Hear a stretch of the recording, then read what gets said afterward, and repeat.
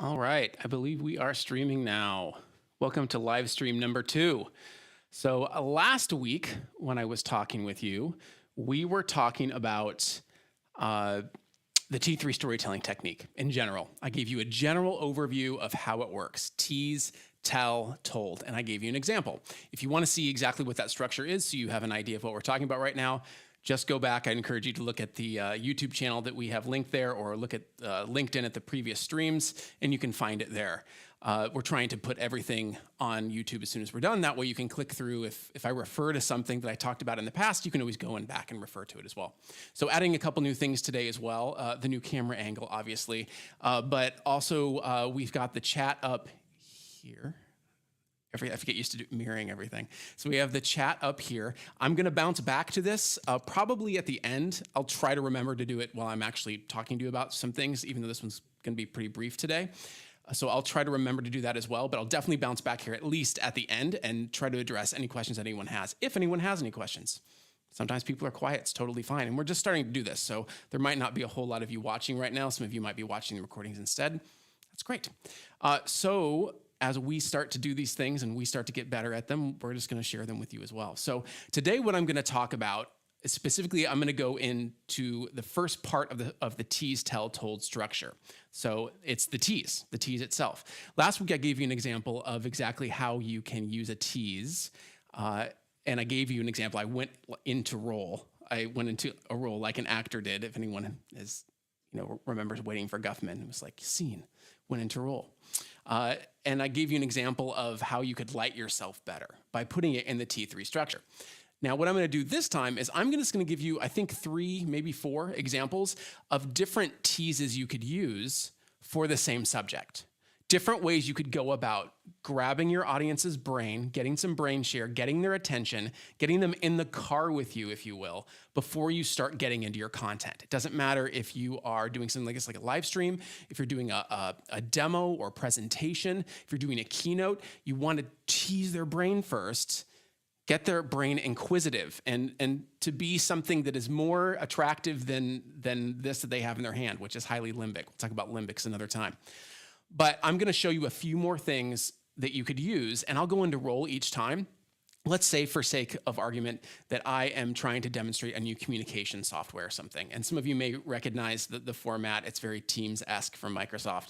But you can just pretend that maybe I am showing my software or our solution or our service to another company, and I'm trying to tease their brain first before I go into my content.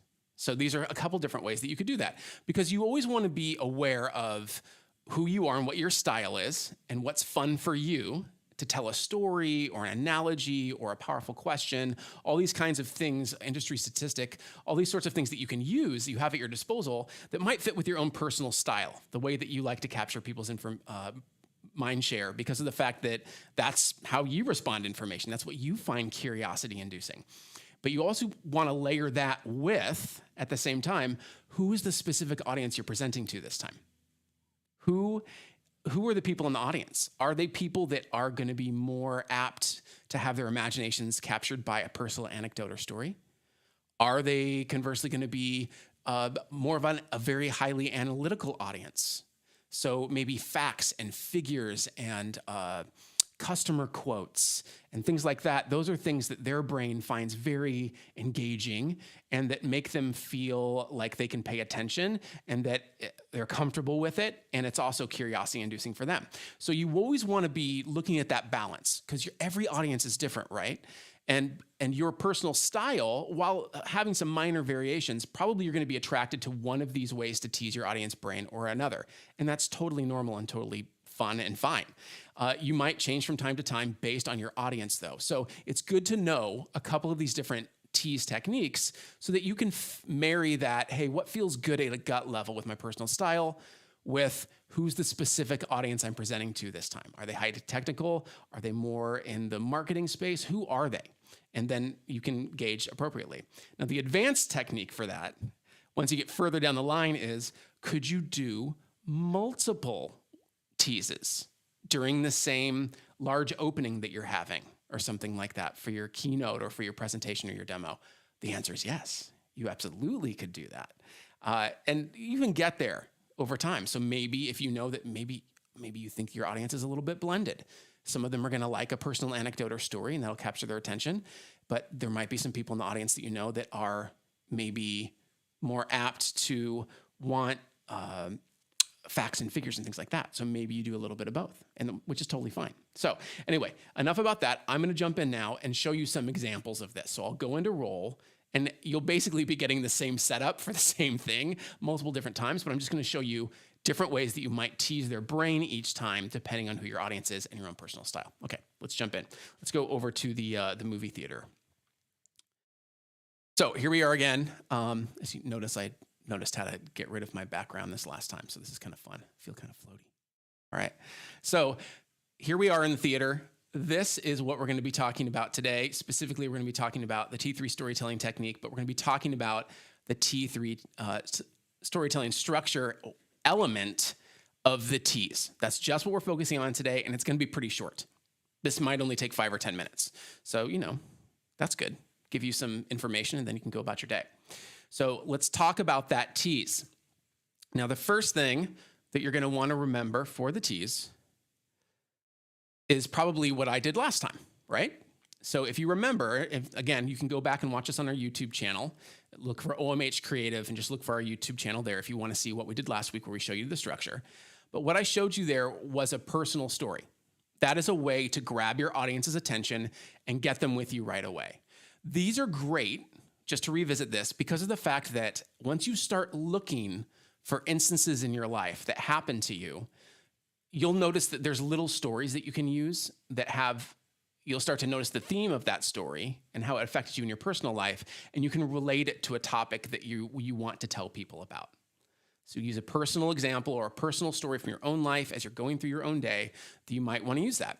You always want to layer what you're doing, either of these techniques, whether it is a personal story, whether it's an analogy, whether it is a customer quote, whether it is facts and figures from industry experts, whether it's a powerful question. You always want to have a strong intention. So actors use this all the time. You need to know what your intention is for the scene. What's your intention for your scene partner? In this case, what's your intention for your audience? What do you want to help them with? What do you want to do? Make it action-oriented. So my intention last week, when I was giving you a personal story, my intention was to convince you. I told you about my story about Microsoft Inspire, about us doing a commercial for them, me being a producer, and what we had to do there in order to make sure the lighting worked out. So my intention was to convince you there, to convince you that this was possible for you and that you didn't have to spend a lot of time or a lot of money to make good lighting happen for you in whatever environment that you're in, even if you're using stuff that you just have around the house. So another thing that you can do, which is super fun, is you can use video. Use a video.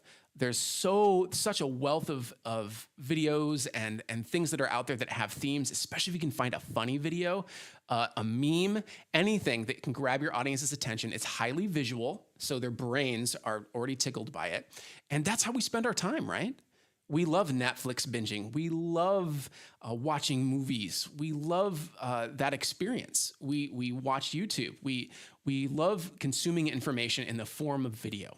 So let the video do the work for you. For instance, here's one from I Love Lucy. So go ahead and watch this, and then I will transition into what we're doing. So for instance, I'll go into roll right now. So welcome, everybody. Before we get started today, I just wanted to show you something real quick, and I'll show you how this applies to what we're talking about today. Oh, this is easier. Yeah, we can handle this, okay?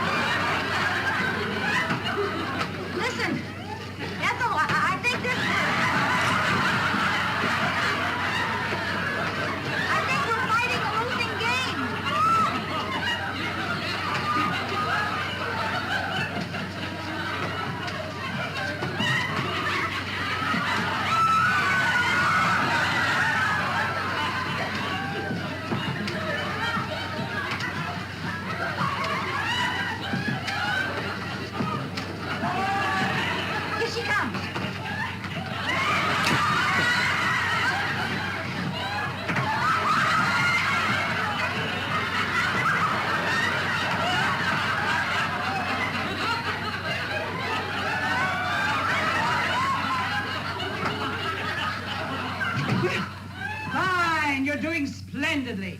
Speed it up a little!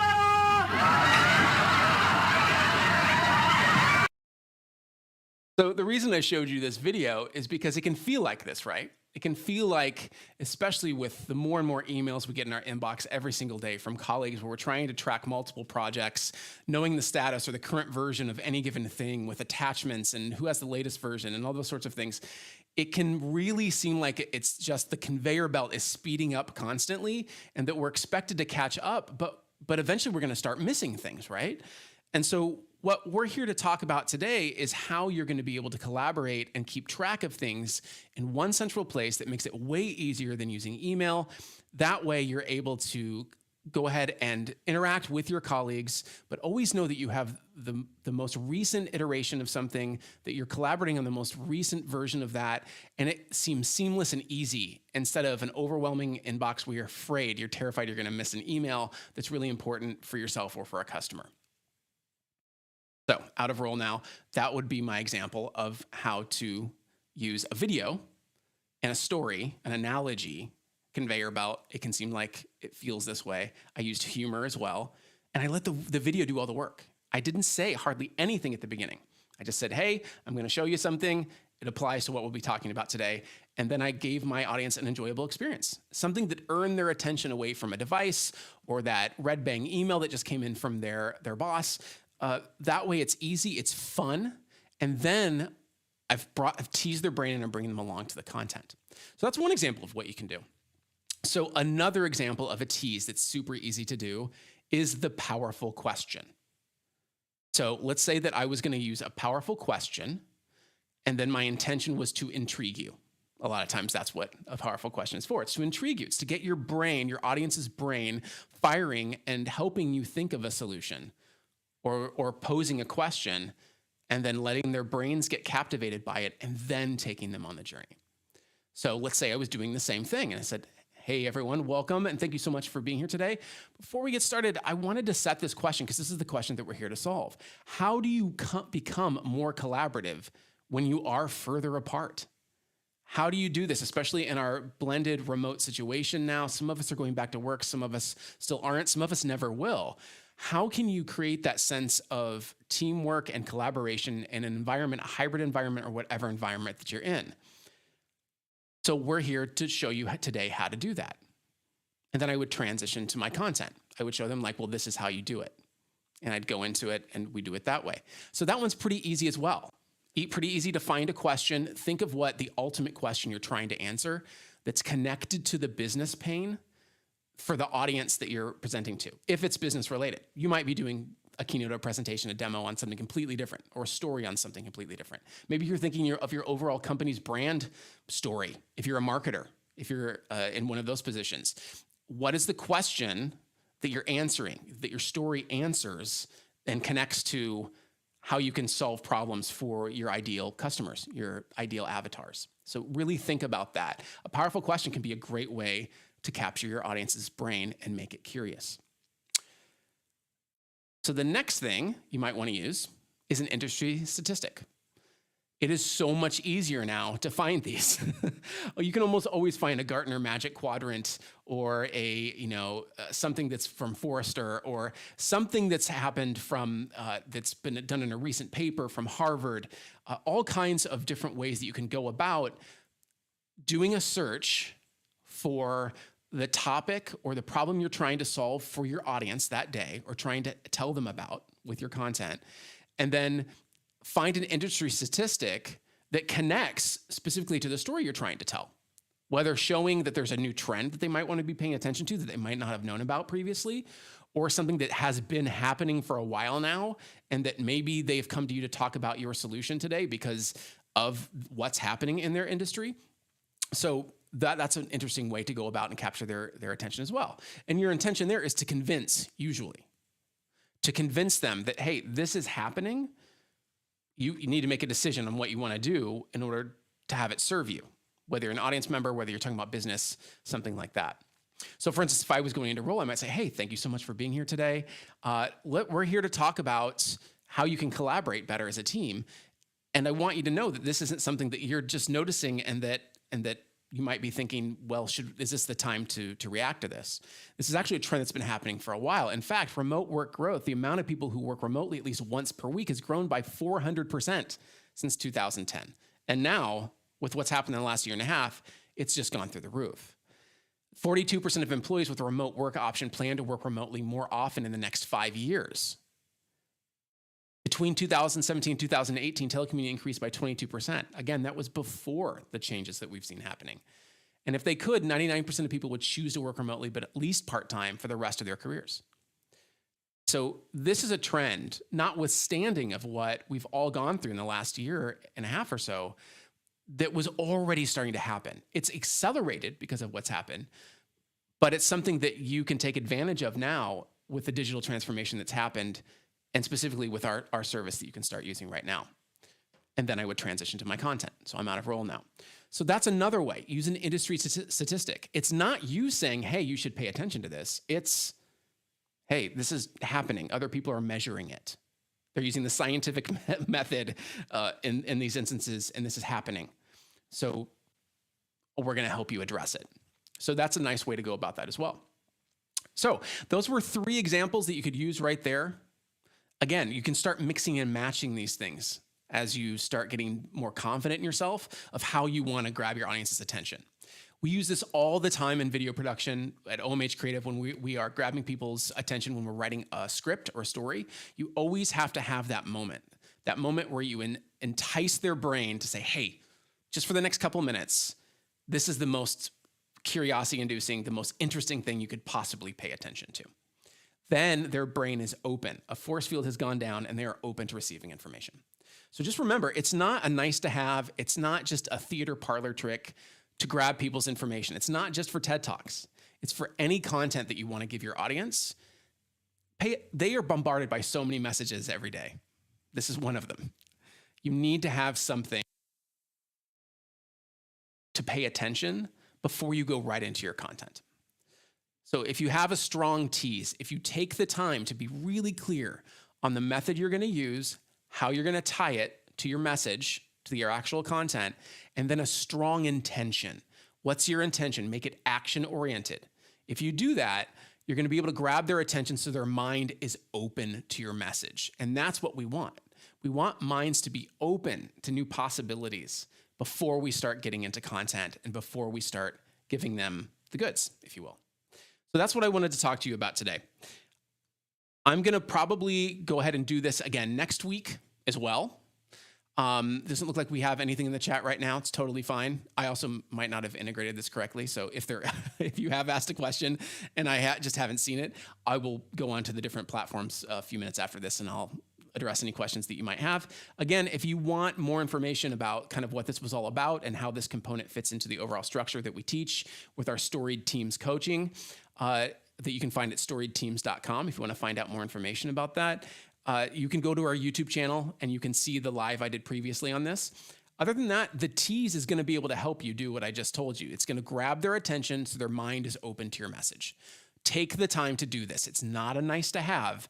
It's essential if you want to be a strong presenter, if you want to really have your message land. And this can help you not only when you're selling situations or when you're talking to an audience at a keynote or something like that, an industry event. This is something that will help you in your career. Being able to know that even if you're in an internal team meeting and you need to be able to grab people's brain and entice it in such a way that they can start to, it's open to the possibilities before you move right onto content. It will really, really help you in your career, in the things that you do. So thank you so much for your time today. Next time, I'm going to get into the tell and more than likely the told as well, because of the fact that the tell kind of writes itself and it's like a 5-minute thing. So I'll go over the rest of the structure more than likely next time. And if you do have any questions, feel free to go ahead and either drop them in the comments right here, or you can find us again at StoriedTeams.com. You can ask us a question there and somebody will get back to you right away. Thanks so much for your time today. Have a great week.